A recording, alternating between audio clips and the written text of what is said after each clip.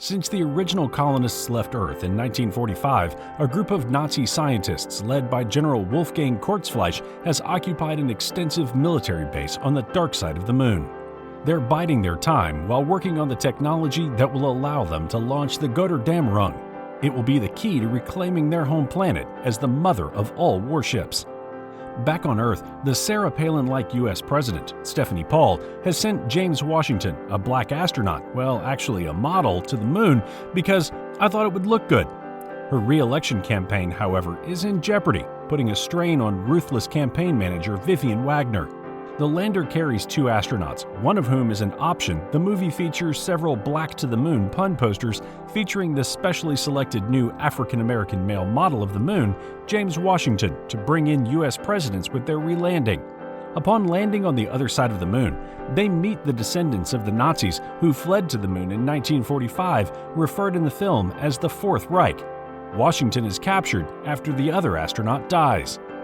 When James is apprehended on the Moon, his smartphone signals a technological breakthrough for the Nazis, whose equipment is still stuck in the 1940s. It can also be seen that a Nazi scientist named Mr. Richter is present on the Moon. He examines Washington and receives his smartphone, which, like a Fourth Reich computer from the 1940s, assigns him more computing power and can be used as a control unit for the massive spacecraft. Questioned and tortured by the ambitious Nazi Klaus Adler, Washington is turned over to the suitably mad scientist Dr. Richter, where he is Aryanized in a bizarre albino-style experiment and his cell phone confiscated for use in the Nazis' reinvasion project. When the scientist tries to demonstrate his miracle weapon to the current leader, Wolfgang Kurzfleisch, the phone's battery quickly drains. When they see the processing power in this humble mobile phone, they realize that the only way to launch their flagship spacecraft, the massive Götterdämmerung, is to go to Earth. So 2 Nazi officers, ruthlessly ambitious Klaus Adler and idealistic English-speaking teacher Renate Richter, are dispatched to Earth to collect more mini-computers. He takes Washington with him, who has been Aryanized by Dr. Richter with an albinizing drug. Upon landing in New York City, they discovered the Renate has been hiding with them. They leave Washington after he put them in touch with the president's campaign advisor, Vivian Wagner. Now, you can also see what's happening is that the Adler and Renate are promoting the president's re-election campaign with Nazi rhetoric. Wagner's plan is to use the Nazis to resurrect the president's stumbling re-election campaign, leaving poor Washington stumbling around New York like a bleached-out hobo. Meanwhile, while Adler and Renate are being praised on Earth, the Führer is preparing his invasion plans on the Moon. Renate knows nothing of Adler's ambition to replace Kurzfleisch and rule the world. After 3 months, Kurzfleisch lands on Earth and confronts Adler, but Adler and Vivian kill him. Adler declares himself the new leader before returning to orbit on Kurzfleisch's flying saucer and leaving Vivian, but taking her tablet with him. At the same time, Renate is convinced by the homeless Washington that Adler has the intention of a worldwide genocide. While Renate knows about the plans of Adler, she is now trying to combat the possible attack on Earth by the mighty Nazi force. Shortly after, the lunar Nazis launch a massive attack on Earth with a fleet of giant Zeppelin-like spaceships called Siegfrieds, which fire asteroids like rockets and fire countless flying saucers into New York City, where they destroy the Statue of Liberty, Freedom, and bomb the city.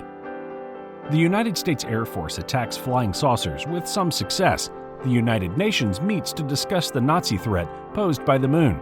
These nations include Canada, Japan, India, and North Korea as well. There's an interesting situation and conversation going on in the room, where the Madam President of the United States asks the different nations if the Moon base and spacecrafts are theirs. I swear, we have nothing on the Moon. Japan? This isn't ours. China? It's not us. North Korea? It's our damn thing, I confess. Yes. Confess to what? The spaceships are ours. Our beloved leader designed and built them himself. What's so funny about that? All right, North Korea, sit down. Then it was you, India. I knew that. No, that's a peace sign. That's the peace sign. These thugs are Nazis. The president then appoints Vivian to command the secretly militarized USS George W. Bush spacecraft, which carries nuclear and energy weapons, only to find that most other nations except Finland have also secretly armed their spacecraft. Now, there is an interesting conversation going between Madam President and Vivian, as if Vivian is some kind of war hero or something. Vivian, You look great. How is it going up there? Madam President, it couldn't be better. I'm packing dozens of megatons of nuclear warheads that I carefully guard Klaus's cabbage ass as soon as I get my sights on it. Keep it up. Kick butt. Come on, let's see what this baby can do. Working at optimal capacity, ammo consumption within tolerance, we are under extremely heavy fire. Now, after this, they are sent against the Nazi fleet and destroy the Siegfried. Adler arrives with the tablet on the flying saucer from Kurzfleisch to activate Götterdämmerung. Renate and Washington ride Adler's flying saucer to Götterdämmerung, where Washington turns off the engines while Renate visits Adler.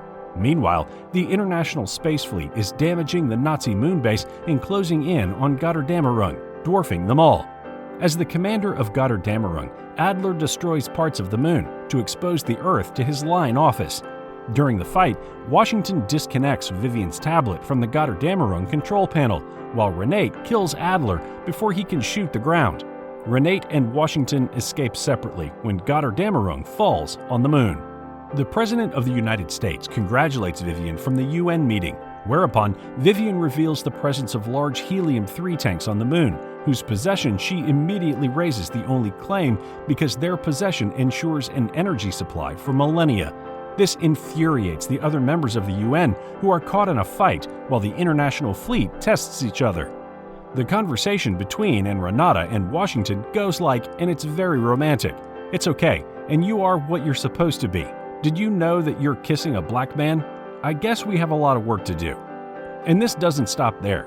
They even kiss in front of a confused group of Nazi survivors to whom Renate assures they have a lot of work for them.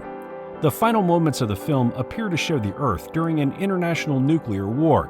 At the end of the credits, the planet Mars was revealed with an artificial satellite in orbit.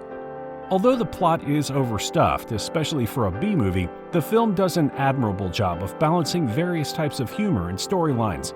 Rather than making tired Sarah Palin jabs, the film uses the character as a caricature of a typical politics-obsessed president, but one who is scumbag and stupid enough to use Nazis as a campaign tool and still screw it up. But she's a minor character in comparison to Renate, James, and Klaus's antics.